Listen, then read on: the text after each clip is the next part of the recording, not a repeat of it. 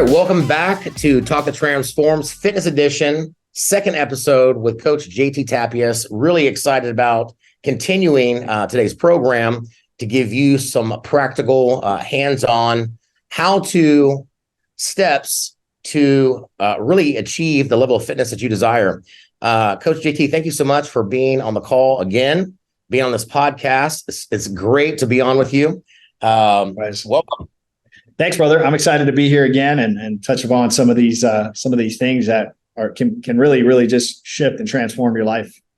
Fantastic. Let's jump right in. You know, a lot of folks, there's misconceptions, a lot of confusion about diets. You know, people think that, just because it's a diet food or, fat-free, people assume that, hey, this is good for me. And, as you start to go down the rabbit hole, you realize a lot of these diet foods are really just junk foods. I like one of your analogies when it comes to food bars or protein bars. They're really candy bars. And when you really look at the ingredients and what they're made with, you really realize, wow, I might as well just have had a Snickers. There's really not that much of a difference here. Maybe just a scoop of protein powder and we'd be good to go. And, let's talk about nutrition and proper nutrition and the importance that it plays in the role in actually, getting fit, because you cannot outwork a bad diet, can you? That's right. You can't outrun, you can't outwork a bad diet. Literally the work is done in the kitchen. There you go. Mm-hmm, mm-hmm. So yeah, I mean, it's one of these things where you often hear, and this is kind of the way I started. My revelation came as a byproduct of being frustrated by seeing people yo-yo diet and coming into my gym and telling me that they had done at 45 and Orange Theory, and they had worked with coaches and they had never been really able to get to their goal. And I was frustrated by that because I knew that there was a solution. And, we found that solution in nutrition, and it almost training took like a back seat. And so we were well known for people were coming through our gym looking to buy our memberships. And I would say, don't buy a membership yet. Do the nutrition program first, create a strong foundation. And then once you have that strong foundation, let's start training, because you're going to see tenfold results. And people are blown away. Like, wait, you don't want me to sign up to your program? Like, no, I want you to get this right. And so, that's. You feel like it's difficult to have people. I mean, like, I know for me, when you first started talking about some of these principles, it's not that, we won't do the work, but do you find that like some people, because they have not been trained correctly, it's hard for them sometimes to get their head around, like, okay, I don't have to work out using weights, in this particular phase. And, all these misconceptions that people have in their mind. Do you find you have to like sort of break through those first to get people on board, or how does that work? Yeah, man. I mean, we have people that, first and foremost, when people come onto our program and they already have the habit of working out, like that's commendable, right? Because, that tells you that they're proactively trying to do something, and that's great. But, really talking these people into the idea that dialing in your nutrition is it absorbs so much of your mental bandwidth. Yeah. And that, we only have so much energy throughout the day for, tasks and activities and kids and family. And that if we're adding all of these components, nutrition, workouts, and cardio, and then you have to do life, you're not going to have enough energy to push through when it comes to self-control and discipline, because self-control and discipline are a muscle. And so if you're tapping into it through working out, doing cardio, going to work, being a dad, being a husband, when it comes to really exerting that energy that it takes to dial your nutrition in, you have no fuel in your tank. And so the idea really is that we want to go after the thing that brings the biggest return on investment. And we understand that is number one is nutrition, right? 90% of your results will come through proper nutrition. Number two is the right kind of cardio, not just any cardio, not just running, sweating, or doing any of the things that most people think, really help lose weight. And then number three, resistance training. Notice that we leave that last, right? And so, there's many ways to lose weight. You can run it off. You can work it off. You can get the surgery. You can take the pills. But all those things, man, they're not sustainable. They're not sustainable long term. So we got to do the work. We got to train our hunger cues, and that comes through, eating properly and really becoming attuned to the difference between physical hunger and emotional hunger.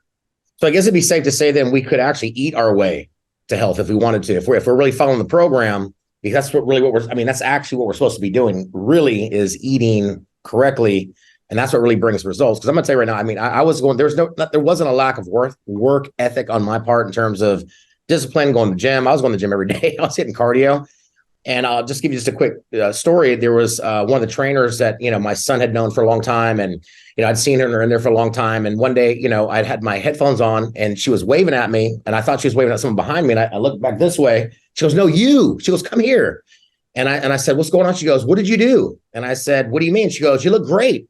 I said, "Well, I lost, 32, 34 pounds. She goes, "Well, what did you do?" I said, I finally started eating correctly. She goes, "There you go." She goes, "I see you here all the time."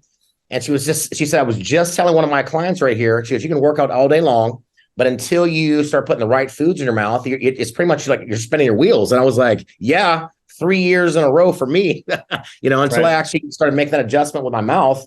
I really wasn't seeing the difference in my body. So, the nutrition piece, the information I got from you on the nutrition piece, the education has been like so valuable, just even like food choice when I'm eating out, and you think twice, man, because, you actually do wear what you eat. 100%. And, that's the sad story, right? If anyone watching this can attest to the fact that if you've been to a traditional gym, a Planet Fitness, LA Fitness, you've been to any of those big gyms, what's ironic is that when you look around, it's rare to see someone who's actually in good shape. And you're like, "Oh, true, man. What?"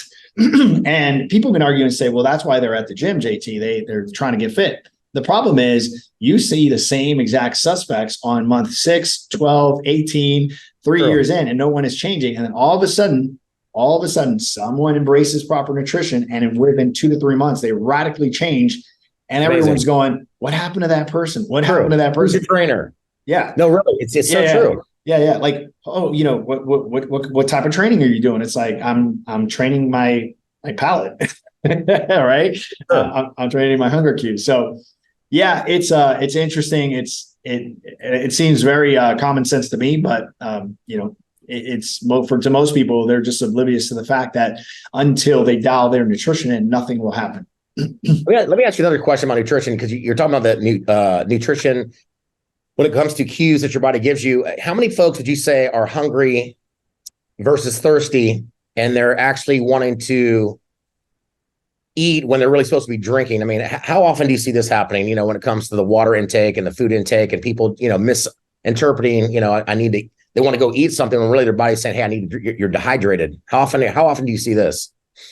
The interesting thing is that the modern man is really never physically hungry, right? Wow.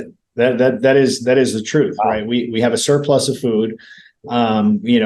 If you think of like hunter-gatherers, they would go 2 days without eating. They could be roaming the savannah looking for game and go 2-3 days without eating. Right. So now what we have is supermarkets. So we don't have to hunt for our food. So what that's created is a surplus of goods, and we always have food accessible, even when we've gone 2, 3, 4 hours without eating. And you hear people say, "Oh, I'm dying. I'm so hungry." That's it's like there's only 3, 4 hours, but your hunger cues are not trained because we're used to eating all the time now. And so I don't believe most people are actually physically hungry.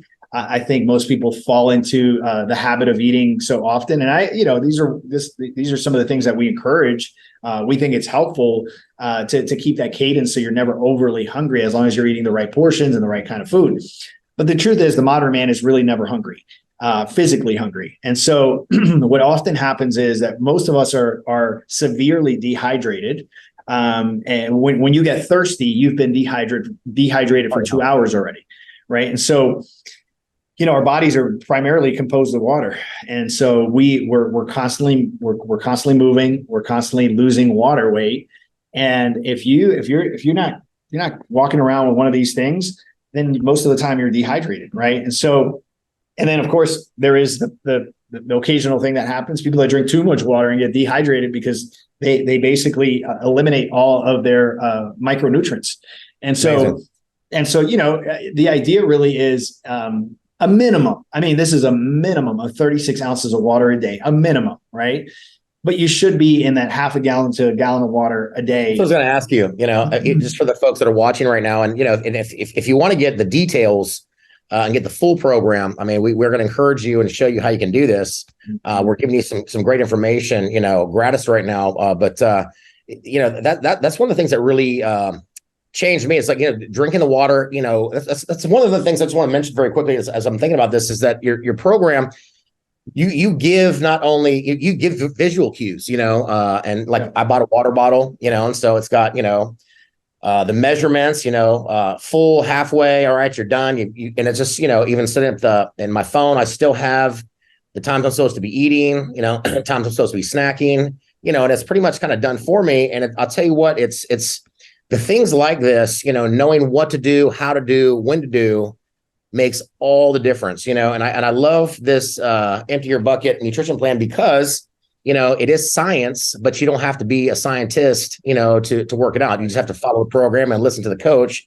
Right. And man, it's just, I think that people are really going to benefit from getting involved in this. I mean, I know how it's transformed my life, transformed my family, folks that are around me, people asking questions. And so anyway, let's just jump right back in. I didn't mean to get on a segue there, but that's good. And before, one of the things you mentioned that I think is really important, you talked about visual cues and the importance of that. And we really, really highlight the importance of visual cues, because if you think about this, the vast majority of soldiers that went to Vietnam tried heroin and got addicted to heroin. Wow. Now, when they came back to the States, what was interesting is 97, 98% of those soldiers never used heroin again.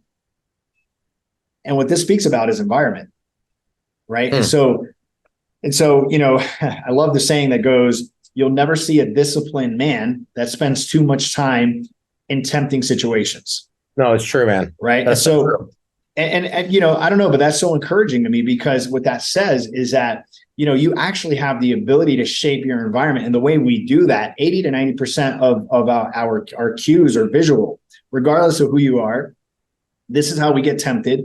And so what we teach is to create an environment that is going to constantly remind you of what you're doing. And we do that through visual cues, putting your sneakers by the door, having a water bottle to remember to drink water. I talk all the time about the investment I made at home in my backyard. I actually put an enclosure in, I have turf, and I have an outdoor jungle gym, and it was pricey, right? People were like, oh man, like that must have been pretty expensive. Yes, because it needed to hurt, because now I made the investment, and every time I walk out there, I see it and I'm reminded of the investment I made, and it's in my face. I have no excuse. So I've shaped my environment based on my priorities. Some people spend that money on TVs, right? Some people go and buy, these surround systems and TVs. And guess what?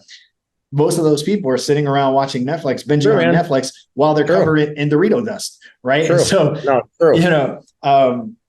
my friends laugh at me all the time. They're like, how much money do you have here in fitness? I'm like, whatever it takes.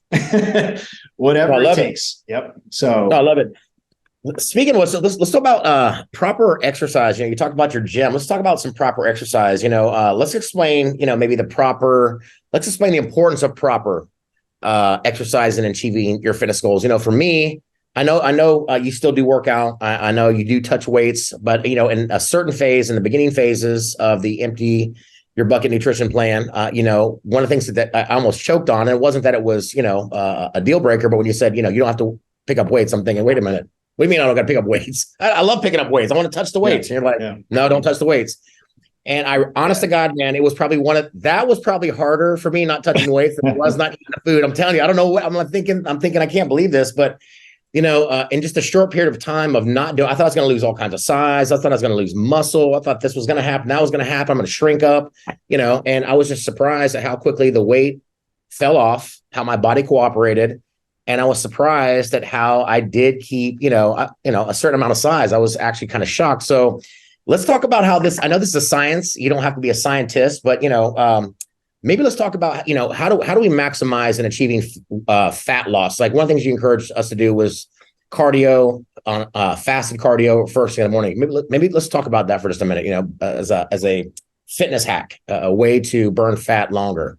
Sure. So if you go on my YouTube channel, you'll see video after video with thumbnails that say, exercise doesn't work, right? And of course I have, those thumbnails that are catchy and get people to click. But the idea there is this, right? For the most part, if you haven't trained your hunger cues and you're training with weights, you're always going to overeat. Always, yeah, for sure. Right. So what you end up seeing is guys that are really, or ladies that are muscular, but they're thick. Right. I always laugh when I hear females say, I just don't want to get big. I'm like, I dare you to get big, right? Because it takes very much, it takes intention. It takes testosterone is the driving force there for building muscle. And so you can take a lady and you can send her to the gym every day to work out heavy for 6 days a week. And if she's eating right, she's going to develop a nice shaped body, but she's never going to get overly muscular. Some of the ladies that you see that are overly muscular are doing some other things, right? But to answer your question, I think that in the beginning, weights get in the way of really leaning out, right? And this is, I understand this is a polarizing idea, right? Most people are like, oh, you're crazy because muscle burns fat and da-da-da-da. And the more muscle you have, the more fat you burn. And sure, I agree with all those things. But the challenge is most people haven't trained their hunger cues. So this is why we tell people to sort of lay off the weights. And I remember you and I having some conversations around this.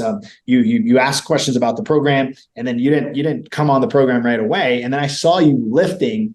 And I saw you doing some speed ropes, and I'm looking at this guy and I'm going, he's going to come back around. He's going to come back. I tell you, it's the truth, and sure enough, you came back around and you saw the difference. So, so this is kind of the order of things, the sequence, right? You dial your nutrition in.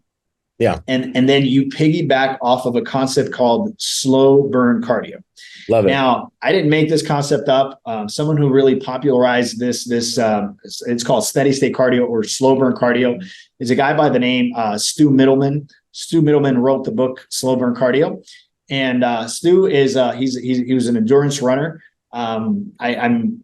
I hope I'm telling the story correctly, but I believe he ran from San Francisco to New York every day, 25, 30 miles in his 60s.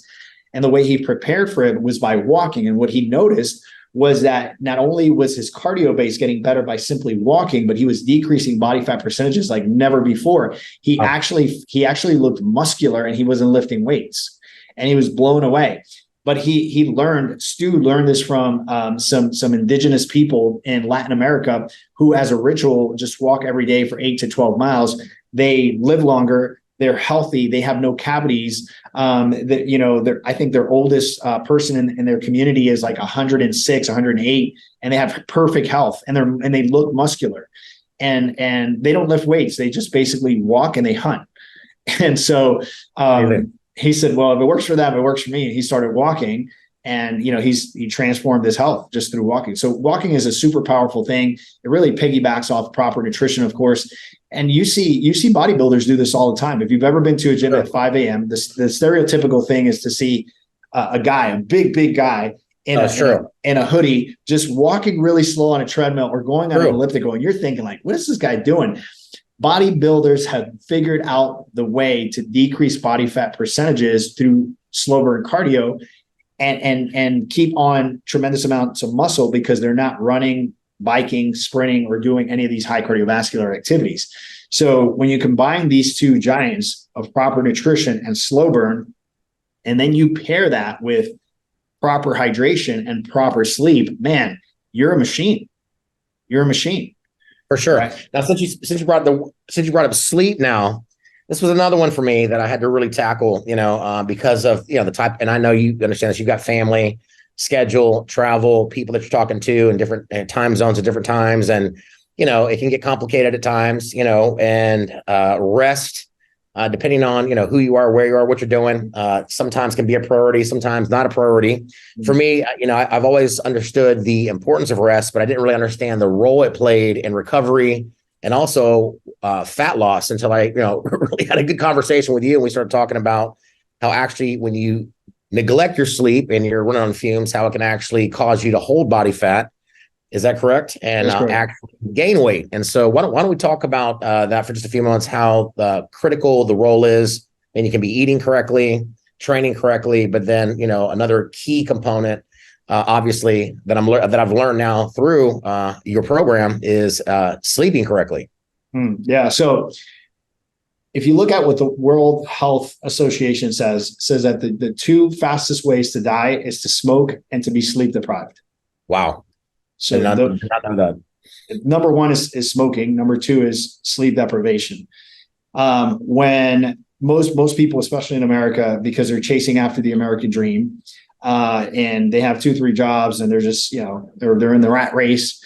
They're not sleeping enough. And you hear this in the hustle culture. Yeah, sleep when you die, blah, blah, blah. Well, you're going to die really soon if you're not sleeping enough, right? And so what actually happens to our bodies is that when we go into any kind of stress situation, cortisol is secreted, okay? Oh, yeah. Now, cortisol is not altogether bad. You need a certain level of cortisol. And what happens is when you go to sleep, your oxygen saturation decreases so that you can fall asleep. And with that, your cortisol levels basically plummet when you sleep. So when you first wake up, you have like sort of a battery of cortisol that needs to be filled up for you to be alert, right? So this happens, and this is why I am a proponent for coffee in moderation if it doesn't cause jitters or keep you up or any of these things, because actually coffee in the morning helps those natural cortisol levels charge up. Now, what happens when we feel stressed, in other words, when you're sleep deprived, is that you're secreting too much cortisol. When your body feels stressed, it contracts, right? And when it contracts, your metabolism slows down and all of your functions slow down because your body is in alert mode, right? And so if you do that night after night after night after night, you continue to be sleep deprived. What ends up happening is the first thing that you'll notice is, number one, you will start gaining body fat pretty significantly.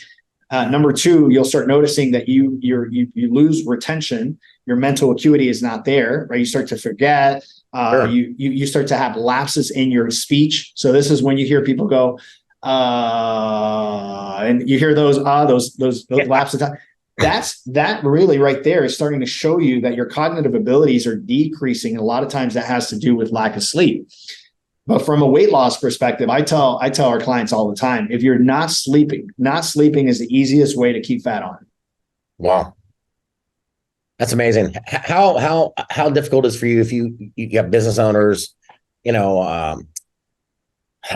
people that are just moving constantly? How is that? This has probably got to be another one of those big ones, roping folks to get them to, catch. I've got to get more rest. I mean, it took me a minute, but then when I started getting weeks where I was getting more rest and seeing better results, like literally I would see like there's time I could actually almost start to time it like, okay, this week I didn't get enough rest. I had less results. And there's times I was getting like optimal sleep and it was like 7 pounds you dropped in 1 week. I was like, wow. I mean, you literally see it. It's just not like some figment of someone's imagination. I mean, I've actually personally experienced this in my own physical body. It's tremendous. The results. For sure. I'll go this far. So I have people that are doing everything right inside of the program. They're creating a massive deficit through nutrition, slow burn, and they're not sleeping well. And some of them stay stagnated without losing any weight because of lack of sleep. And so, that's one thing. The other thing is, you think about this and it's like people hit the snooze button 10 times. The majority of people hit the snooze button 10 times. But those same people that are hitting the snooze button are the people that are having a hard time every night going to bed and turning the TV off. So it's like, it's this, cat and mouse type of game where you hit the snooze button, but then you don't want to go to sleep. You're watching TV because you feel stressed and you feel like you need to de-stress through TV, or maybe you have a glass of wine, or, you're trying to really do that thing to just slow down from the day. I can tell you, Rob, that you can tell me, I would literally go this far. You can gift me a brand new car and say, JT, pick up a brand new car at 10 p.m. and I will deny, and I'll just turn the car back, because I'll say you can have the car because I'm in bed by 8:30. You cannot get me to go anywhere past, if you're going to invite me somewhere, I always say you got to invite me between 4:30 and 6, because I need to be home at 8:30. Hey, that makes sense. And people are like, what are you doing? I'm like, I'm sleeping because I'm up I'm up super early. Right. But what time do you actually get up, by the way? I get up at 3:10. My alarm goes off at 3:10 a.m. Yeah. Fantastic, man. Yeah, I love it. Yeah. I conquered the world between 3 and 6. No, I feel in that. I'm 4:30 when I get up, and I that's my time, and I completely understand what you mean by that. So many people I come in contact with including myself, and I've stopped doing this now. You mentioned something. I just wanted to bring this up quickly. Maybe we can just talk just briefly before we shift on some tips for getting good rest. I used to keep the TV on as, white noise, to try to lullaby myself to sleep at night. And I thought this was a great technique, really realizing this thing was actually keeping me up and would wake me up in the middle of the night, when various things would be, coming across my screen that I wasn't aware of. And, you're not creating really an environment of peace. What are some tips, including shutting the TV off, removing yourself from electronic devices? What are some of the things that we can do to actually enhance our sleep and get a better night's rest? Are there maybe a couple of things you could, encourage us to do? Yeah. So, there's so many sleeping protocols, but I would say primarily, you want to make sure that, and this is kind of the, knee jerk reaction that most people have when it comes to sleeping protocols. It's like, oh, you want to turn any bright lights off 2 hours prior to going to bed. I think to an extent that's important because of the way our eyes are very much attuned to daylight, and until it's dark. This is why I always say that the most restorative sleep happens between 8:30 p.m. and 1 a.m. Right. Wow. These are like the darkest times, and this is when it's best to fall asleep. So I always say nothing good happens after 10 p.m. You should be in bed before 10 p.m. And oftentimes I get, people fight back and say, well, I go to sleep at 12, but I don't wake up till 6. I'm still getting 6 or 7 hours of sleep.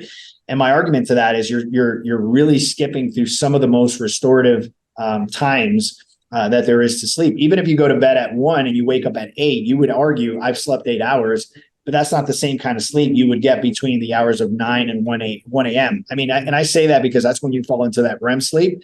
And then if you're getting up at 4 or 5, you're gonna feel way more rested than if you go to bed at 12 or 1 a.m. I mean, you're right about this, because with their sleep cycles, and people just are not aware of this. And it's so funny that, this is not just opinion any longer. This is actually science, backing this up now, that when you get proper rest, your body functions the way it's supposed to. So, yeah, I mean, my sleep protocols are this, right? So I don't drink any caffeine past 2 p.m., right? Okay. Past 2 p.m., I cut my caffeine out, try to exercise daily. That obviously is going to make you have, better sleep, fall asleep earlier.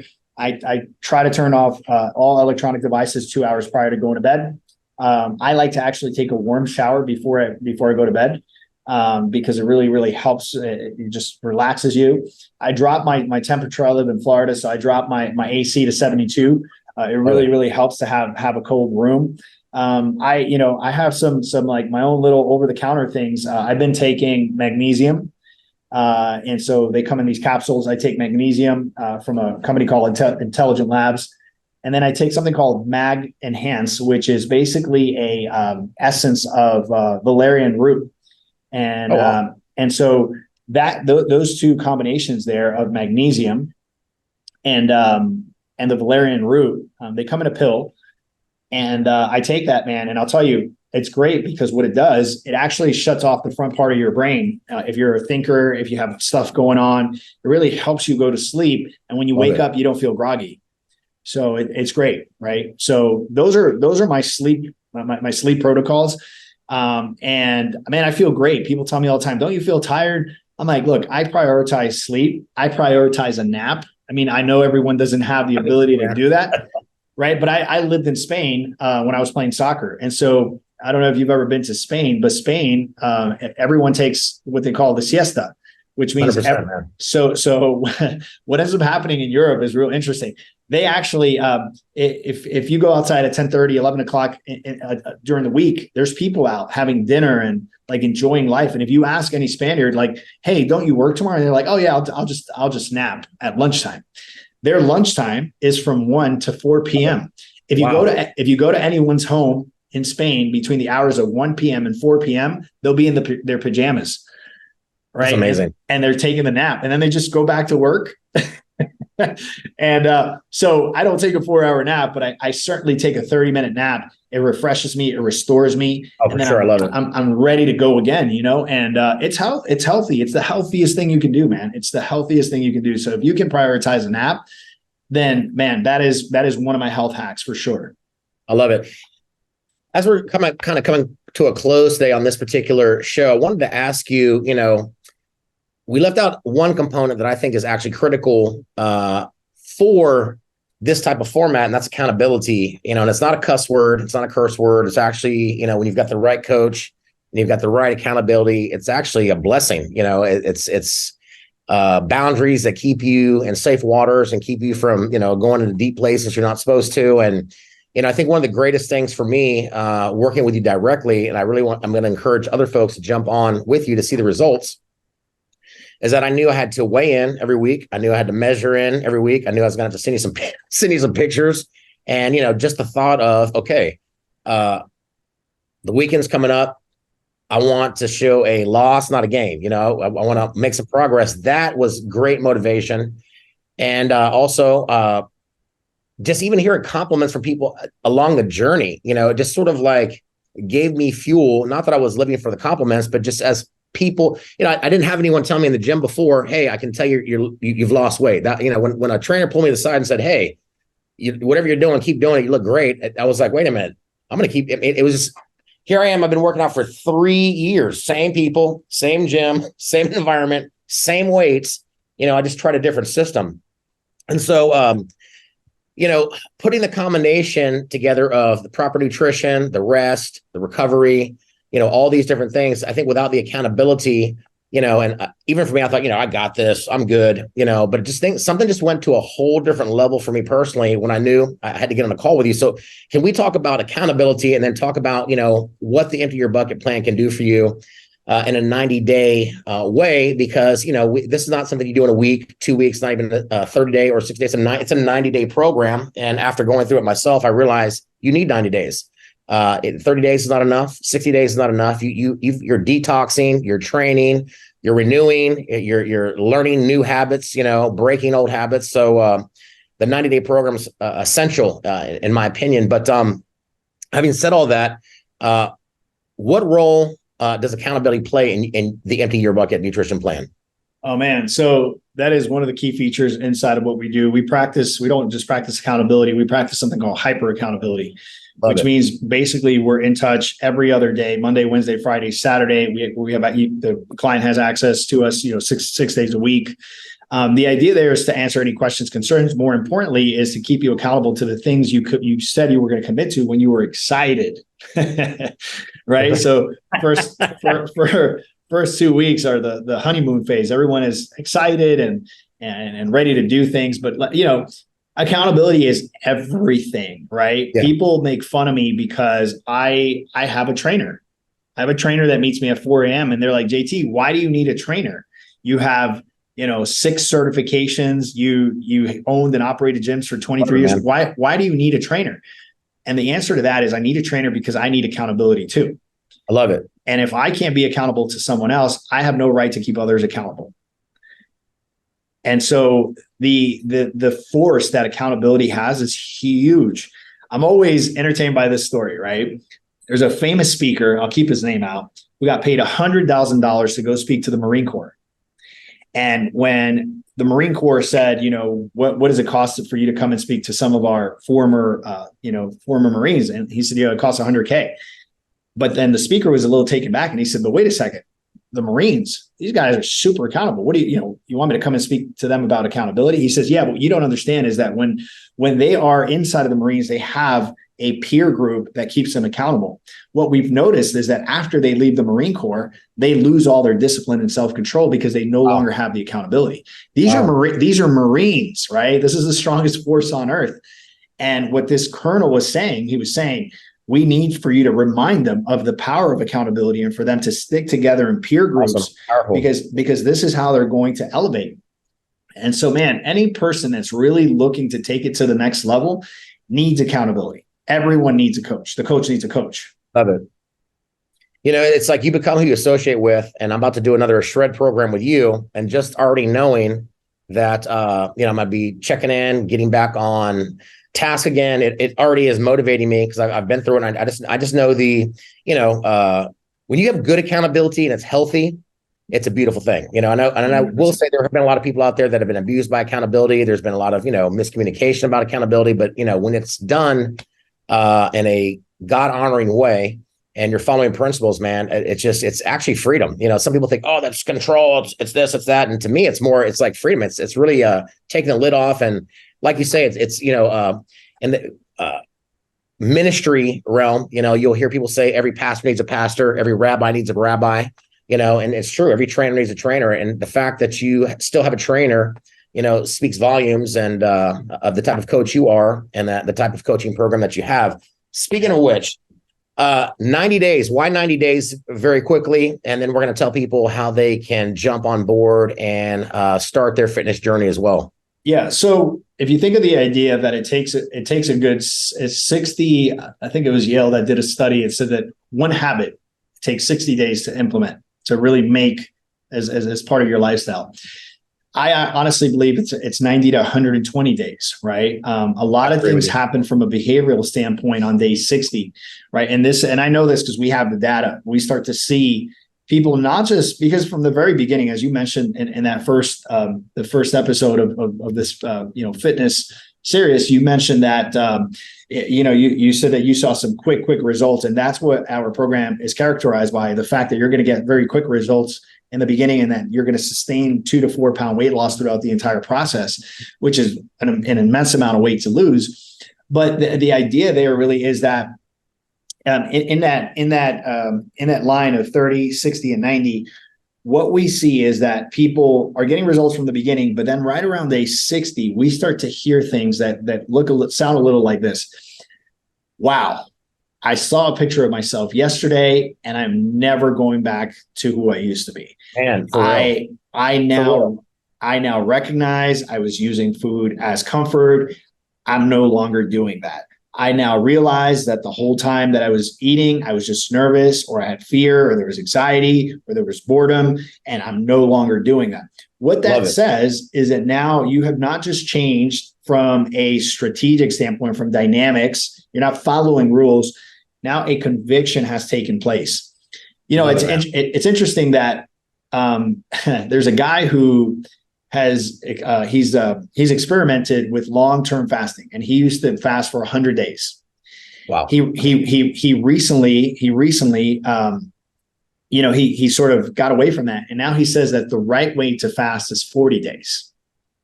I wonder who came up with that, right? The Bible. Exactly. Jesus, right? And so, but here's the thing. We know that transformation happens, right around day 45. We start to hear some really cool things where we understand it's not just about people disciplining themselves, but now something else has taken over, right? Their mindset has changed. Now they have this conviction that is leading to different actions, and that's super powerful. And so 90 days is kind of that little magic number where we know we can make some really cool things happen sustainably. And 90 days is that magic number. It's very popular in fitness to hear the 90-day program this, the 90-day program that. When you ask most coaches, they don't understand why. But this is real science. I mean, this is real, backed up now, years of science showing this is, you want results, you can't do it in 15 days. There's no fast way out of it, right? Yeah. If you think of the Japanese concept of shu-ha-ri.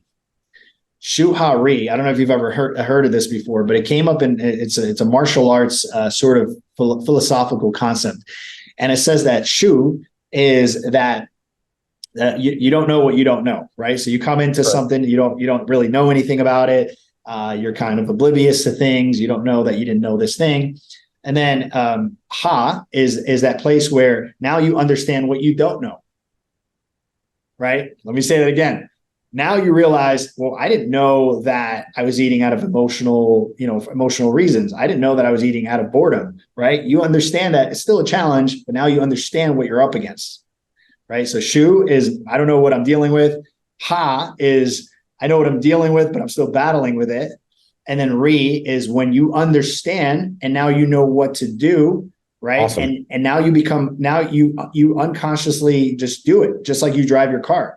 You don't have to think about driving your car. You just got to get in your car. You put the signal and it happens automatically. It's now in your subconscious mind. That's training yourself. That's training yourself to do the right thing, right? That's what ri is. So shu is the first step. That's phase 1, right? Love it. Phase 2, ha. And then ri is when you actually understand, your hunger cues, you understand that takes about shu-ha-ri usually takes between 90 to 120 days. Another question I've got to sneak in here before we shift gears.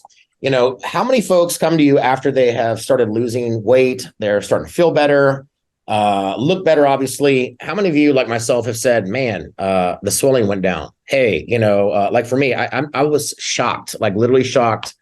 I'll just give you a quick testimony. I had a surgery on my wrist and on my arm, and I actually needed surgery in 6 different places, including my elbow. There was just areas that were swollen.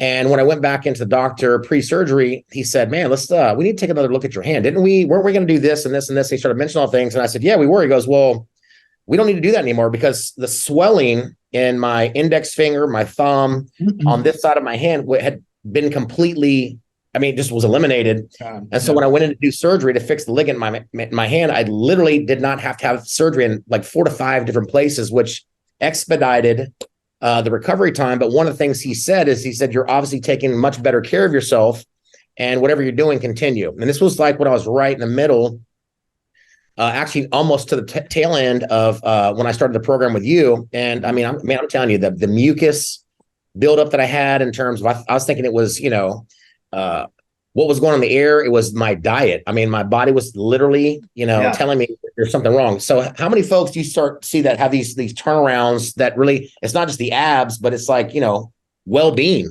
quality of life, wow, this particular area of my life got healed. How much have you seen of that? So we say that the first 3 weeks is when you see the biggest leaps and bounds, and everyone is different. And I'm very careful to create any false expectations, but people that are adhering to the principles can lose anywhere. We see people lose anywhere between 12 to 15 pounds in the first 3 weeks. And what people generally come back and say is, oh, I know that's all water weight. But truly what it is decrease in inflammation, because sugar is an inflammatory factor, right? So when we naturally take foods that spike a lot of insulin, such as starches, we decrease those, or we move them away for a little bit, and we bring in fiber as carbs. What we end up seeing is that people's inflammation markers decrease significantly.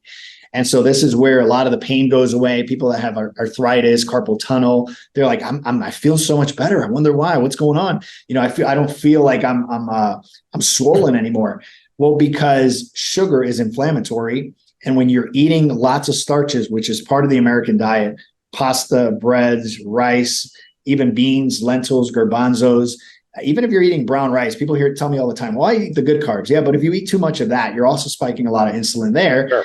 And that's creating an inflammatory factor. So when you can minimize those or put them aside for a little bit, what you notice is that all those issues that you were having, maybe carpal tunnel, maybe arthritis, a lot of those things are alleviated big time, because you're no longer swollen. So it's super powerful. Fabulous. JT, I want to thank you so much for being on today's podcast. If you did not catch episode 1, I want you to make sure that you capture that and watch that. It goes right along with episode 2. And if you have any questions about the Empty Your Bucket nutrition plan, there's a link that you can follow. And if you want to lose weight, if you want to get in shape, if you want to change your whole body structure, that's what's happened to me. And and not just your structure, the way you look, but even the way you feel, getting your energy back, getting your life back. I really encourage you to join this family, this community, the Empty Your Bucket nutrition program. JT is a phenomenal coach and trainer. His team are phenomenal, and they will treat you well. It was wonderful to be on the show with you today, and we'll catch you on another episode. God bless. Thank you, brother. Thank you so much, JT.